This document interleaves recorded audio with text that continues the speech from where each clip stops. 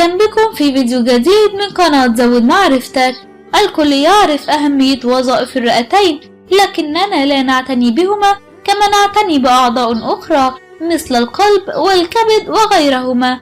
الأعشاب التالية تعزز صحة الرئتين وتنقيهما من السموم عن طريق تنشيط عمل الغشاء المخاطي وجعل تبادل الغازات أكثر سلاسة وتحفيز إفرازات الأنسجة الرئة وتحسين عملية الدماغ التي تتحكم بالتنفس والدورة الدموية.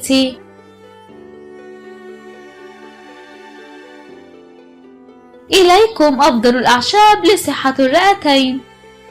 أذان الدب. أزهار وأوراق أذان الدب هي من العلاجات الطبيعية المفضلة للرئتين لأنها تستخدم بنجاح لمحاربة نزلات البرد والتهاب الشعب الهوائية والإنفلونزا والتهاب الحنجرة وانتفاخ الرئة وغيرها، كما هي مقشع فعال وبفضل احتوائها على مادة الصابونين تهدئ تشنج القصبات الهوائية وتطرد المخاط السميك والبلغم.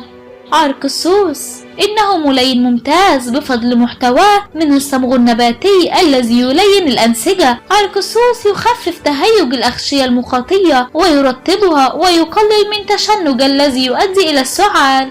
كما أظهرت دراسة حديثة إن الفلافونويد الموجود في عرق السوس مضاد للميكروبات، وبالتالي هو يحارب الالتهابات ويمنع تكاثر الخلايا السرطانية ويعالج الالتهابات الرئوية الحادة.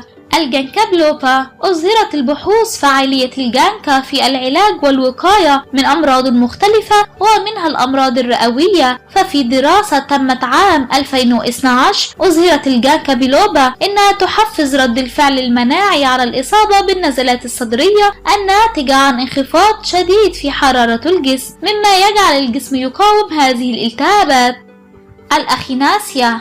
إنها العشبة المضادة للميكروبات الأكثر شهرة. الأخيناسيا تحارب الأحياء الدقيقة المسببة للأمراض من خلال تعزيز جهاز المناعة، وهي تعمل عن طريق تنشيط خلايا الدم البيضاء.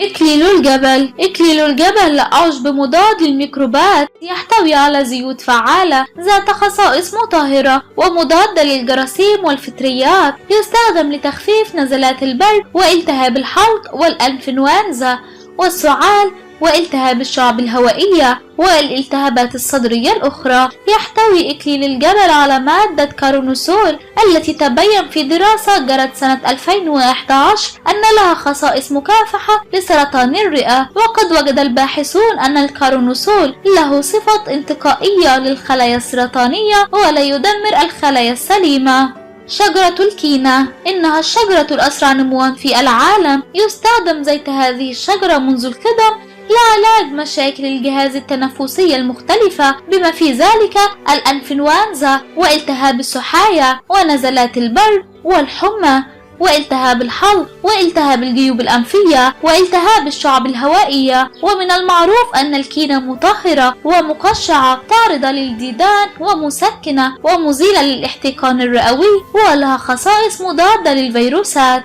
المادة الفعالة في الكينا هي السينيول. تعمل هذه المادة على تخفيف السعال وعلاج مختلف مشاكل الجهاز التنفسي، ويعتقد أن الكينا لها خصائص مضادة للأكسدة تعزز جهاز المناعة وتساعد الجسم على محاربة الالتهابات.